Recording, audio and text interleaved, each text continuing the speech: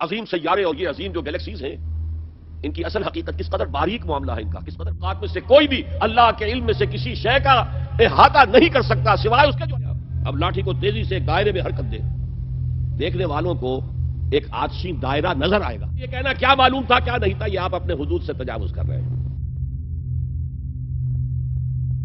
اس سے آگے ایک عقیدہ پیدا ہوا، خدا انسانی شکل میں آ جاتا ہے۔ یہ جو نیک لوگ ہوتے ہیں، اچھے لوگ ہوتے ہیں، اخلاق اور کردار ان کے بلند ہیں، یہ اس دھرتی کے مکین نہیں ہیں۔ یہ تو بڑا گھٹیا ہمارا جو ہے وجود کا یہ لیول بڑا نیچے ہے۔ جیسے اقبال نے کہا جواب شکوہ میں کہ شوخ و گستاخ یہ پستی کے مکین کیسے ہیں؟ یہ پستی کے مکین زمین کے اوپر رینگنے والے یہ انسان، یہ اتنے شوخ اور گستاخ ہو گئے کہ اللہ سے شکوہ کر رہے ہیں۔ تو جواب شکوہ کا جو آغاز ہوا ہے، شوخ و گستاخ یہ فرشتوں نے کہا، تو یہ تو پستی کے مکین، ان میں اگر کوئی اونچے اخلاق کا ہے، بلند اس کا کردار ہے، تو وہ اس جگہ کے نہیں ہیں، وہ گاڈ انکارنیٹ ہیں۔ خدا نے شکل اختیار کر لی ہے انسانوں کی۔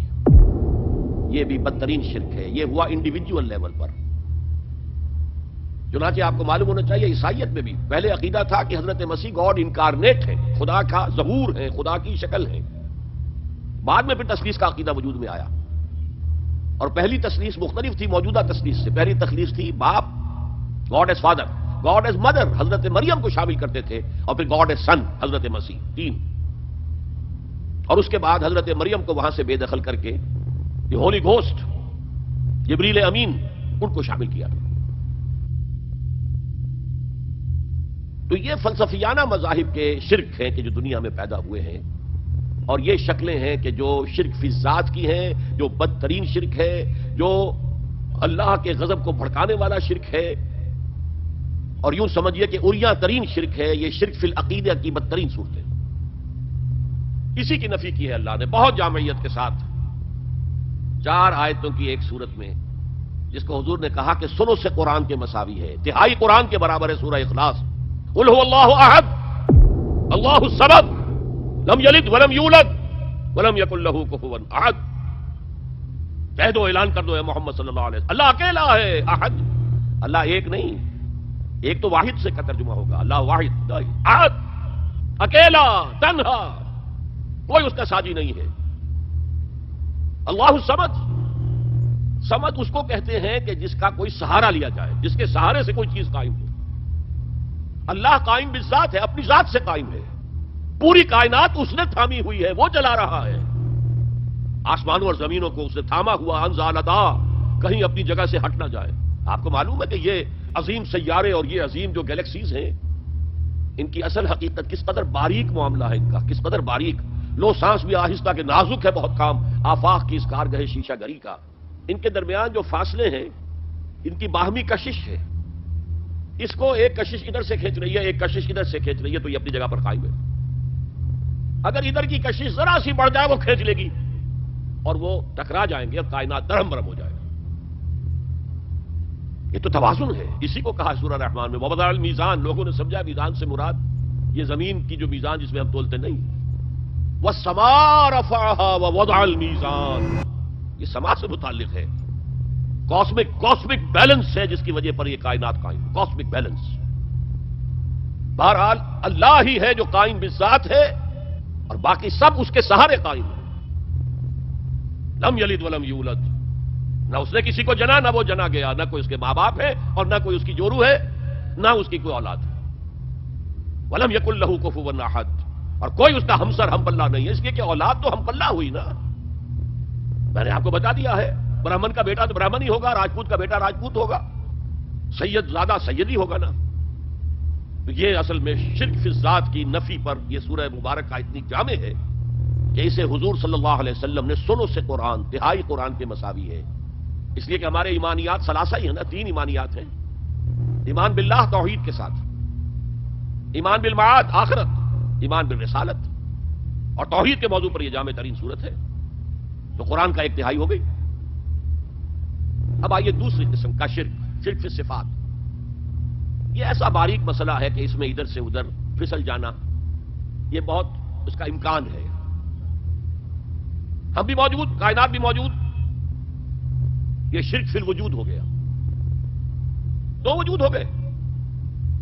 اس کی نفی کرنے کے لیے ہمارے ہاں کے بعض فلسفی جو صوفیاء بھی تھے انہوں نے وحدت الوجود اور وحدت الشہود کا فلسفہ پیش کیا. ہر صفت کے بارے میں تین باتوں کا جب تک کہ اضافہ نہ کیا جائے خطرہ ہے کہ آپ توحید کی پٹری سے اتر کر اور شرک کی وادیوں میں گر جائیں گے، بلکہ کھائی میں گر جائیں گے. اللہ کی ذات ذاتی ہے، کسی اور نے اس کو وجود عطا نہیں کیا ہے، جبکہ باقی سب کا وجود عطائی ہے، اللہ نے عطا کیا ہے. لائی حیات آئے قضا لے چلی چلے، اپنی خوشی سے آئے نہ اپنی خوشی چلے. اللہ کی ہر صفت اس کی ذات ہی کی طرح لامحدود ہے. لامحدود کا ہم تصور نہیں کر سکتے، ہمارا ذہن محدود ہے تو لامحدود کیسے آ جائے گا اس میں.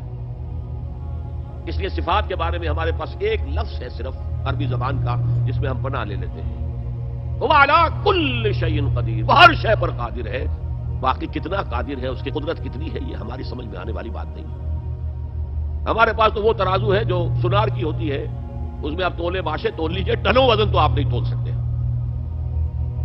ہوا بکل شیء علیم، وہ ہر چیز کا جاننے والا ہے. کون اس کے علم کی وسعت کا اندازہ کرے گا؟ اچھا، ہر صفت اس کی غیر محدود ہے، جیسے اس کا وجود غیر محدود ہے. اس کی ہر صفت بھی قدیم ہے، جیسے اس کی ذات ہمیشہ سے، صفت بھی ہمیشہ سے. جبکہ ما سوی اللہ کا وجود بھی عطائی اور محدود اور حادث. ایک وقت تھا کہ وجود نہیں تھا، پھر اللہ نے وجود عطا کر دیا. اللہ کا علم غیر محدود، اس کا ذاتی علم ہے، یہ کسی نے نہیں دیا ہے، غیر محدود ہے. اور جیسے اس کی ذات ہمیشہ سے ہے، قدیم ہے، ایسے اس کا علم بھی قدیم ہے.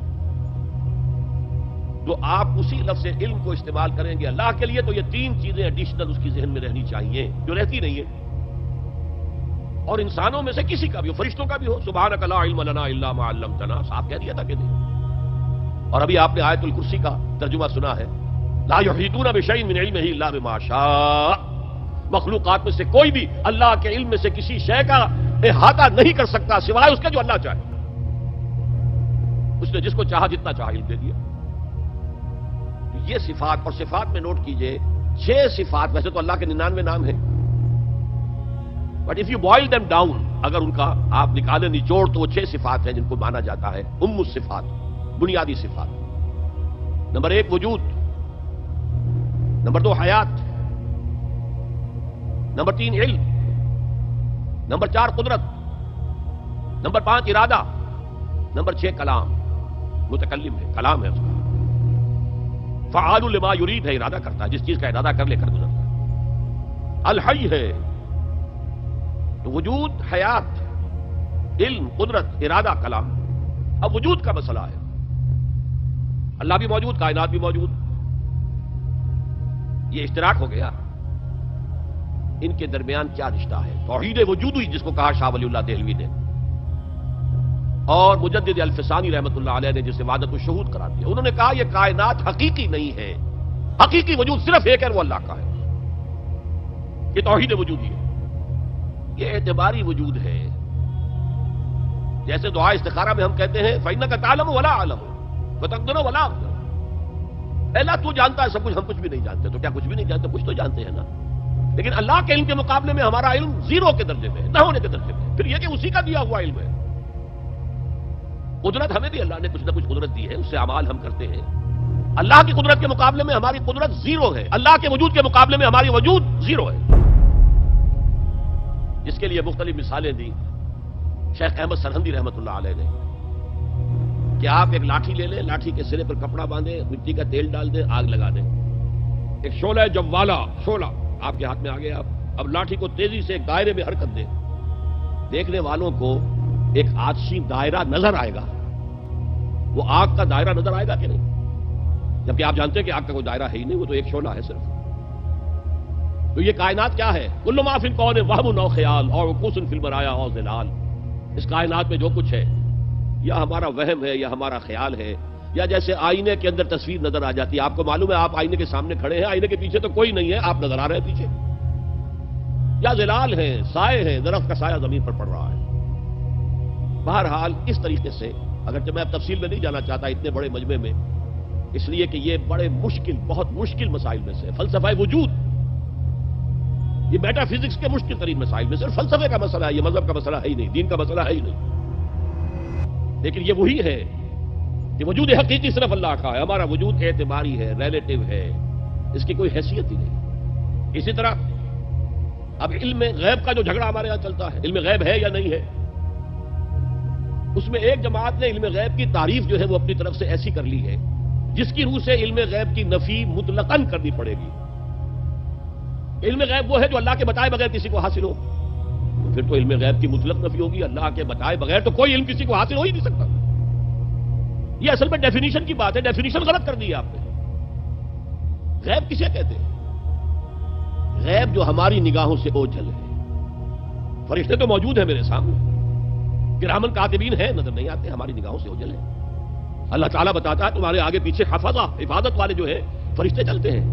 اور آپ نے کبھی دیکھا ہوگا کہ گاڑی کوئی سناٹے سے ایسی گزر گئی ہے آپ کے ساتھ سے کہ آپ محسوس کریں کسی نے آپ کو دھکا دے کر بچایا، کوئی غیر مرئی طاقت ہے، انویزیبل طاقت ہے جس نے آپ کو ہٹایا اور گاڑی سے بچایا ہے۔ فرشتے ہیں، ہر جگہ ہے، ہر آن ہے۔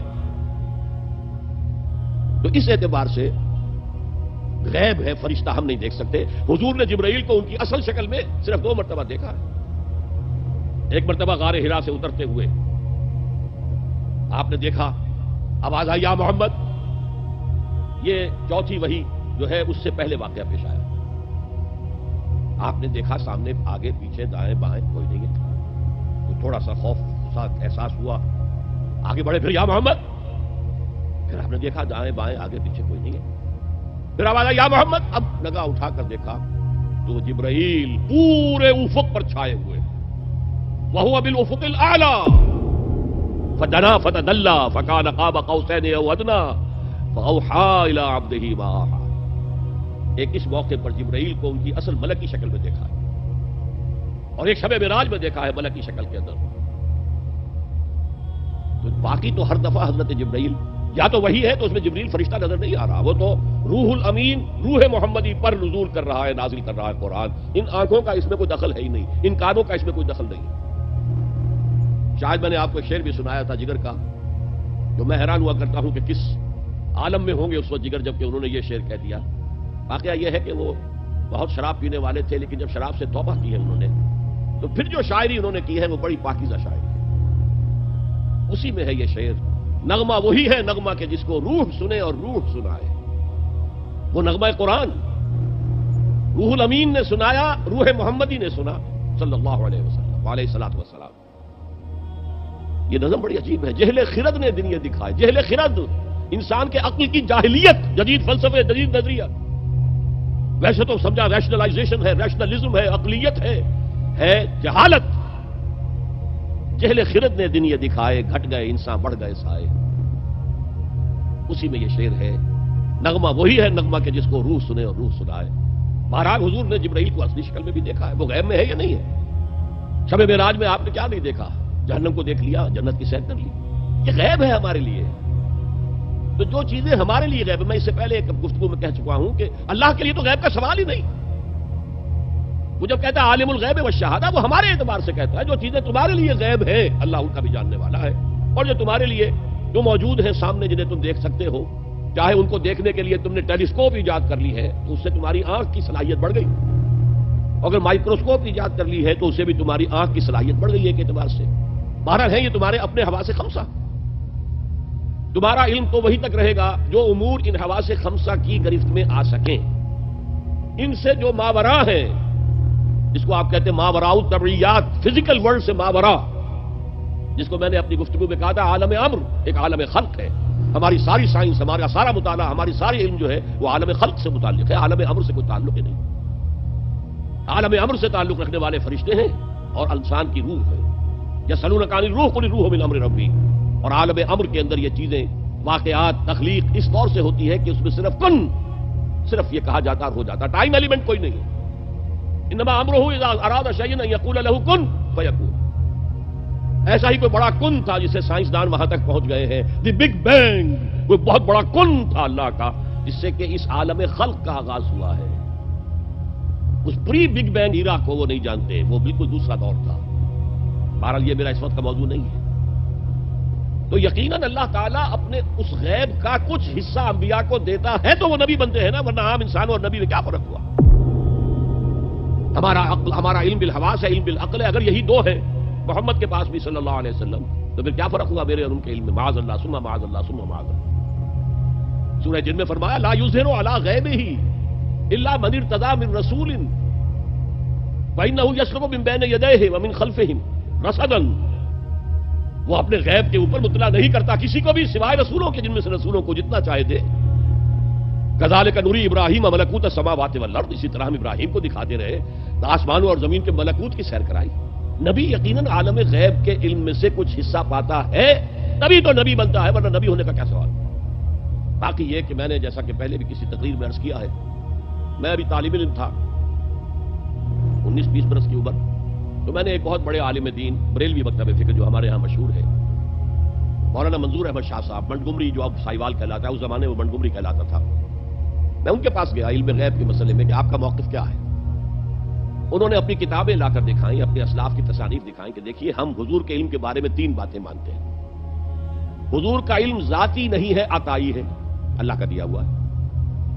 حضور کا علم غیر محدود نہیں ہے، محدود ہے۔ حضور کا علم قدیم نہیں ہے، حادث ہے۔ میں نے کہا ان 3 باتوں کے بعد میرا کوئی جھگڑا نہیں آپ سے، اس سے آگے یہ کہنا کیا معلوم تھا کیا نہیں تھا، یہ آپ اپنے حدود سے تجاوز کر رہے ہیں، یہ آپ اپنے حدود سے باہر نکل رہے ہیں۔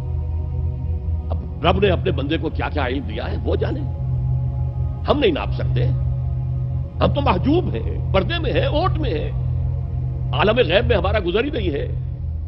لہذا اس بحث کے اندر خام خواہ ایک ٹیکنیکل سی جو اس کی ڈیفینیشن کر لی گئی ہے، اس کی وجہ سے بڑے مارکے ہیں، بڑے مناظرے ہیں، بڑی بحثیں ہیں، تو یہ سمجھ لیجئے کہ یہ بحث بھی اسی شرک اور توحید فی الصفات کے ضمن میں سامنے آتی ہے۔ اسی پر آپ قیاس کرتے چلے جائیے، باقی تمام صفات کا معاملہ بھی یہی ہوگا کہ جو بھی صفت ہے اللہ کی، وہ اللہ کی ذاتی ہے، کسی کی عطا کردہ نہیں ہے۔ وہ جیسے اس کی ذات غیر محدود ہے، وہ صفت بھی غیر محدود ہے، جیسے اس کی ذات قدیم ہے، وہ صفت بھی قدیم ہے۔ جملہ مخلوقات کی جملہ صفات عطائی ہے، اللہ کی دی ہوئی ہے، جیسے ان کا وجود عطائی ہے، وہ لا محدود نہیں ہے، محدود ہے۔ اسی طریقے سے وہ حادث ہے، قدیم نہیں ہے۔ بس یہ ہے باریک سی بات، یہ 3 باتیں ذہن میں رہیں تو آپ شرک صفات سے محفوظ ہو جائیں۔